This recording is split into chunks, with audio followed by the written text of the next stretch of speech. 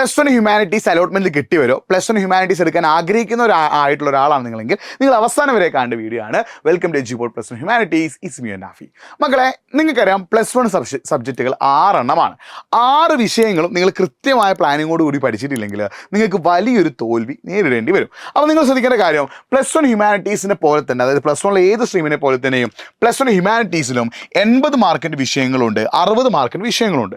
Practical വരുന്ന സബ്ജക്റ്റുകളാണ് 60 mark വരിക. ഒരു എക്സാം എടുക്കുകയാണെങ്കിൽ ജോഗ്രഫി പ്രാക്ടിക്കൽ വരുന്ന സബ്ജക്റ്റ്, അതിനെന്ത് ചെയ്യാണ് 60 മാർക്കാണ് ചോദിക്കുക. അതേപോലെ തന്നെ എന്തുണ്ട്, 80 മാർക്കിൻ്റെ വിഷയങ്ങളായുള്ള ഹിസ്റ്ററിയും പൊളിറ്റിക്സും ഒക്കെ ഉണ്ട്.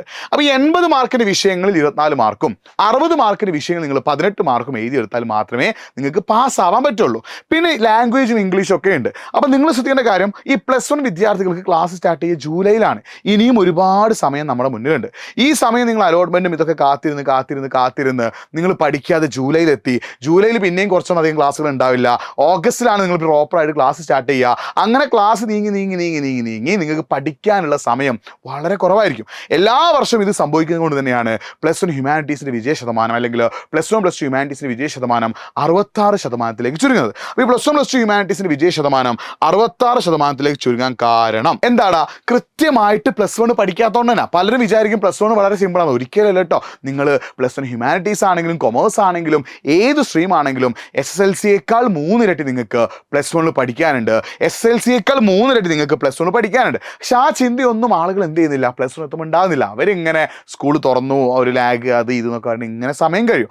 എന്നിട്ട് പല +1 വിദ്യാർത്ഥികൾ പഠിച്ചു തുടങ്ങുക ഫെബ്രുവരിയിലാണ്. ഫെബ്രുവരിയിലൊന്നും പഠിച്ചാലൊന്നും പബ്ലിക് എക്സാമിനുള്ള പോർഷൻസ് പഠിച്ചു തീർക്കാൻ സാധിക്കില്ല. അപ്പോൾ സ്കൂൾ എന്ന് വേണമെങ്കിൽ തുറന്നോട്ടെ, എജ്യൂപോഡിൻ്റെ ക്ലാസ്സുകൾ ഇന്ന് മുതൽ തന്നെ സ്റ്റാർട്ട് ചെയ്തിട്ടുണ്ട്. നിങ്ങൾക്ക് പഠിക്കാൻ ആഗ്രഹം ഉണ്ടെങ്കിൽ നിങ്ങൾ history, politics, economics, sociology, geography, സ്റ്റാറ്റി പോലുള്ള സബ്ജക്റ്റുകൾ പഠിക്കുന്ന ഒരു ഹ്യൂമാനിറ്റി സ്ട്രീമാണ് നിങ്ങളെങ്കിൽ നിങ്ങളെ പഠിപ്പിക്കാൻ എജ്യൂപോഡ് ഉണ്ട്. നിങ്ങളെ കോണ്ടന്റ് അല്ലെങ്കിൽ കോൺസെപ്റ്റ്, നിങ്ങൾക്ക് വേണ്ട കോൺസെപ്റ്റും കോണ്ടന്റും ഒക്കെ നമ്മൾ കൃത്യമായിട്ട് എന്താക്കി തരും, സെറ്റാക്കി തരും. നിങ്ങൾക്ക് ഹിസ്റ്ററി ആയിക്കോട്ടെ, പൊളിറ്റിക്സ് ആയിക്കോട്ടെ, എക്കണോമിക്സ് ആയിക്കോട്ടെ, സോഷ്യോളജി ആയിക്കോട്ടെ, ജോഗ്രഫി ആയിക്കോട്ടെ, സ്റ്റാറ്റി ആയിക്കോട്ടെ, ഇംഗ്ലീഷ് ആയിക്കോട്ടെ, ലാംഗ്വേജ് ആയിക്കോട്ടെ, സബ്ജക്റ്റുകൾ ഏതാണെങ്കിലും കൃത്യമായ രീതിയിൽ നിങ്ങളെ പഠിപ്പിക്കാൻ വേണ്ട കാര്യങ്ങളൊക്കെ നമ്മൾ എന്ത് ചെയ്യുന്നുണ്ട്, സെറ്റാക്കി തരുന്നുണ്ട്. നിങ്ങൾക്ക് റെക്കോർഡ് ക്ലാസ്, ലൈവ് ക്ലാസ്. നിങ്ങൾ ശ്രദ്ധിക്കുന്ന കാര്യം എന്താ, SSLCയേക്കാൾ 3 ഇരട്ടി നിങ്ങൾക്ക് +1 പഠിക്കാനുണ്ട്. ആ 3 ഇരട്ടി സബ്ജക്റ്റ് നിങ്ങൾ കൃത്യമായിട്ട് പഠിച്ചു തീർക്കണമെങ്കിൽ ഫെബ്രുവരി പഠിച്ചാലൊന്നും പഠിച്ചു തീർക്കാൻ സാധിക്കില്ല മക്കളെ. നിങ്ങൾക്ക് മാർക്ക് വേണമെന്നുണ്ടെങ്കിൽ കൃത്യമായ പ്ലാനിങ്ങോട് കൂടി കൃത്യമായ രീതിയിൽ തുടക്കം മുതലേ പഠിക്കാൻ തയ്യാറാവണം. അങ്ങനെ തുടക്കം മുതലേ പഠിക്കാൻ തയ്യാറാവണമെങ്കിൽ നിങ്ങളൊരു പോസിറ്റീവ് മൈൻഡ് സെറ്റ് ഉണ്ടാക്കണം. അങ്ങനെ പഠിക്കാൻ തയ്യാറാണ് നിങ്ങളെ ഹെൽപ്പ് ചെയ്യാൻ എജ്യൂപോഡിൻ്റെ സൂപ്പർ ബാച്ച് ഉണ്ട് കേട്ടോ. സോ പ്രോപ്പറായിട്ട് പഠിച്ചേ പറ്റൂ. അതേപോലെ തന്നെ പഠിച്ചാൽ മാത്രം പോരാ, പഠിച്ച പല ആളുകളും പ്രോപ്പറായിട്ട് റിവൈസ് ചെയ്യുന്നില്ല. പല കുട്ടികളും ഹ്യൂമാനിറ്റീസ് പഠിക്കുന്ന പല കുട്ടികളും നേരിടുന്ന പ്രധാനപ്പെട്ട പ്രശ്നം പഠിച്ചത് ഓർമ്മ നിൽക്കുന്നില്ല എന്നാ. പലരും എക്സാമിന് തലേന്ന് പഠിക്കും, പക്ഷെ റിവിഷൻ ചെയ്യാൻ അവർക്ക് സമയം കിട്ടുന്നില്ല. പഠിച്ചാൽ മാത്രം പോരാ, പ്രോപ്പറായിട്ട് റിവൈസും ചെയ്യണം. പഠിക്കണം, റിവൈസ് ചെയ്യണം. പഠനവും റിവൈസിങ്ങും ഒരുപോലെ കൊണ്ടുപോയാൽ മാത്രമേ അവർക്ക് മികച്ച മാർക്ക് നേടാൻ സാധിക്കുള്ളൂ. അങ്ങനെ ഒരു മികച്ച മാർക്ക് നിങ്ങൾക്ക് നേടാൻ ആഗ്രഹമുണ്ടെങ്കിൽ എജ്യൂപോഡിൻ്റെ സൂപ്പർ ബാച്ച് നിങ്ങളെ ഹെൽപ്പ് ചെയ്യാൻ വേണ്ടിയുണ്ട്. നിങ്ങൾക്ക് വേണ്ട എല്ലാ കാര്യങ്ങളും തന്നുകൊണ്ട് നിങ്ങളെ ഹെൽപ്പ് ചെയ്യാൻ ആരുണ്ട്?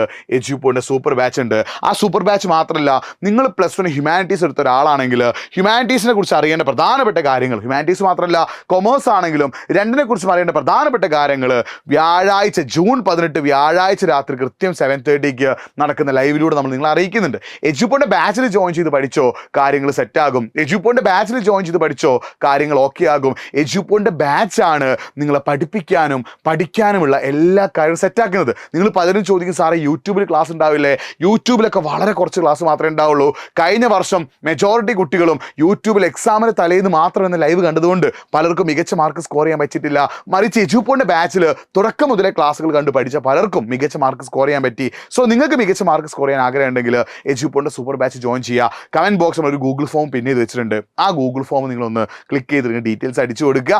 അല്ലെങ്കിൽ nafi.eduport എന്ന എൻ്റെ ഇൻസ്റ്റാഗ്രാം പേജിലേക്ക് എന്ത് ചെയ്തോ ഒന്ന് മെസ്സേജ് അയച്ചോ, നമുക്ക് എന്ത് ചെയ്യാം, സെറ്റാക്കട്ടോ. അപ്പോൾ കമൻറ്റ് ബോക്സിലുള്ള ഗൂഗിൾ ഫോം നിങ്ങൾ എന്ത് ചെയ്യുക, ഒന്ന് ഫില്ല് ചെയ്യുകയോ അല്ലെങ്കിൽ nafi.eduport എന്ന ഇൻസ്റ്റാഗ്രാം പേജിലേക്ക് മെസ്സേജ് അയച്ചോ, കാര്യങ്ങൾ സെറ്റാക്കാം. അതിന് കൂടെ തന്നെ നമ്മുടെ സ്റ്റഡി പ്ലാൻ്റെ കാര്യം മറന്നു പോകരുത്.